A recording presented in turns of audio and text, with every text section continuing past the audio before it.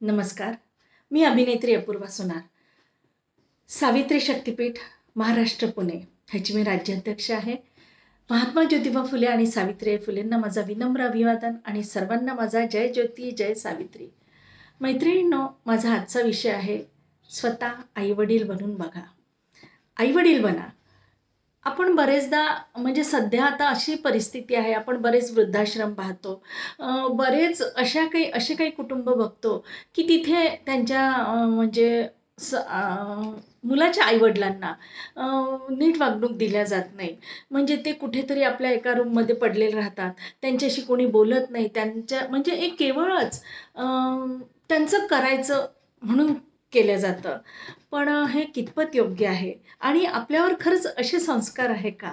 प्रत्येकाने एक गोष्ट लक्षात घ्यायची, ते ज्या अवस्थेत आहे उद्या आपल्याला सुद्धा त्या अवस्थेत जावं लागणार आहे. त्यामुळे आणि असं म्हणतात ना, म्हातारपण हे खरंच बालपणच असतं आणि खरंच मैत्रिणींनो हे असंच असतं.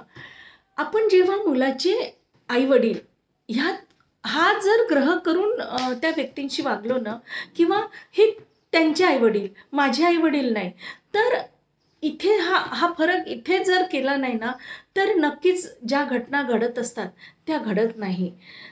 कधीतरी बरेचदा म्हणजे त्या आईवडिलांना असं वाटतं, म्हातारपण असतं हो, ते फार वेगळं असतं.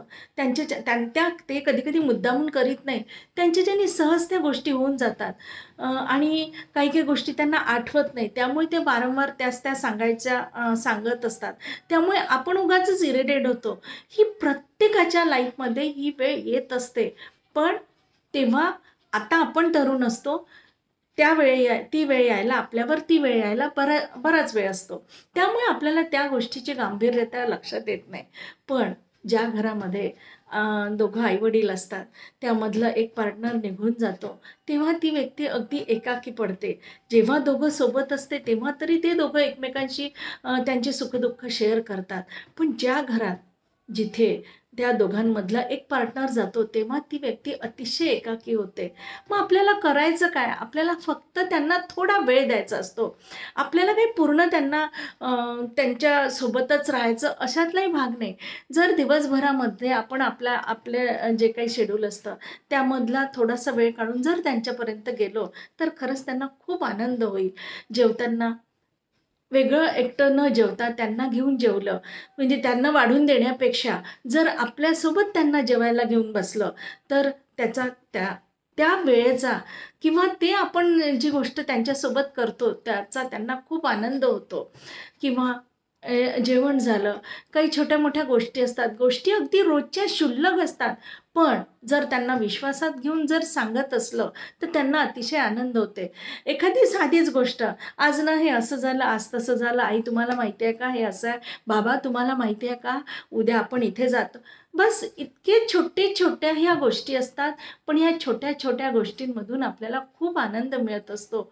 एखाद्या वेळेला रोज नाही, पण एखाद्या वेळेला जर त्यांच्याजवळ गेलं, बाबा औषधं संपलेत का, आई औषध संपली का, कुठली आणायची आहे, तुला या औषधाने काही त्रास होतो का, अशा छोट्या छोट्या गोष्टी जरी आपण त्यांच्याशी या गोष्टीमध्ये त्यांची विचारपूस केली, त्यांची थोडीशी, तर त्यांना खरंच खूप आनंद होतो. एखादा फोन आला, समजा त्यांना सांगितलं आज ना ह्यांचा फोन आला होता, त्या अशा अशा म्हणत असता, वेगळं काही करायचं नसतं. आईवडील बनायचं म्हणजे काय करायचं असतं, वेगळं काहीच करायचं नसतं. जे आपल्या मुलांची आपण काळजी घेताना ज्या काही आपण पथ्य पाळत असतो, जे काही आपण सर्वस्व पणाला लावून त्यांची काळजी घेत असतो, तीच गोष्ट आपल्याला नव्याने करायची असते. तीच गोष्ट आपल्याला त्यांच्यासोबत करायची असते. त्यांची काळजी घेणं, त्यांची विचारपूस करणं, थोडासा वेळ त्यांच्यासोबत घालवणे, एवढ्याच गोष्टी करायच्या. मैत्रिणींनो, हे आपण 4-5 दिवस केल्याने तुम्ही त्यांचा फरक बघा. त्यांच्या चेहऱ्यावर आनंद होईल आणि खरंच आपलं कर्तव्यही आहे ते.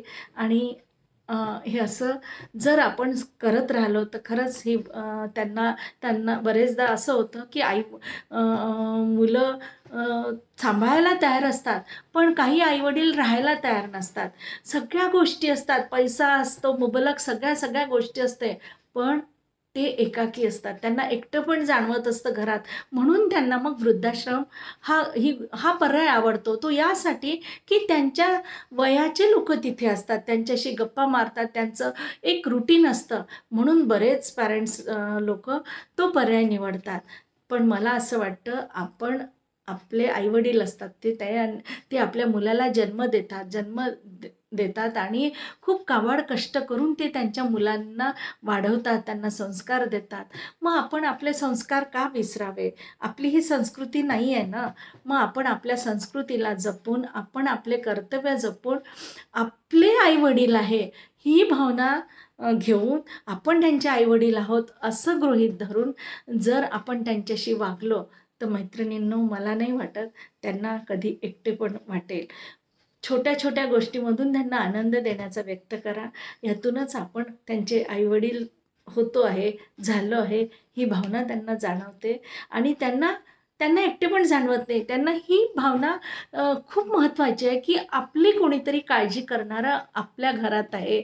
हा जेव्हा त्यांना विश्वास मिळतो ना, तेव्हा खरंच ते सुद्धा आपल्याला साथ देतील आणि छान सुखी कुटुंब नक्कीच होईल अशी मी आशा करते. म्हणून मैत्रिणींनो, मी तुम्हाला सांगते, की आई-वडिलांचे आई-वडील होण्याचा प्रयत्न करा. धन्यवाद.